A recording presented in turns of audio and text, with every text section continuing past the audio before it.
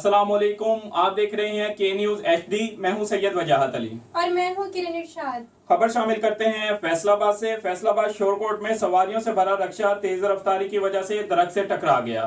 मजीद तफसीलात जानते हैं हमारे ब्यूरो चीफ हमाद सुमरो की इस रिपोर्ट में। जी बिल्कुल।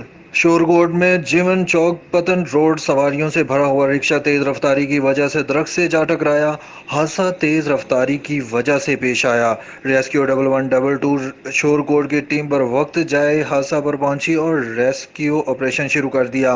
हादसा की वजह से खानेवाल के रिहायशी इमरान अली वल्द मुहर्रम उसकी उम्र 35 साल और फकराज बीबी जोजा इजाज उसकी उम्र 40 साल जख्मी हो गए। रेस्क्यू 1112 शोरकोट के एहलकारों ने जख्मियों को इब्तदाई तिब्बी अमदाद देते हुए तहसील हेडक्वार्टर शिफ्ट कर दिया।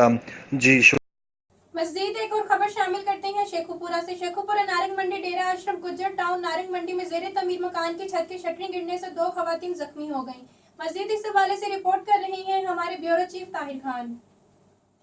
जी बिल्कुल। नारंग मंडी डेरा अशरफ गुजर टाउन नारंग मंडी में जेर तमीर मकान की छत की शटरिंग गिरने से 2 खवातीन जख्मी हो गईं।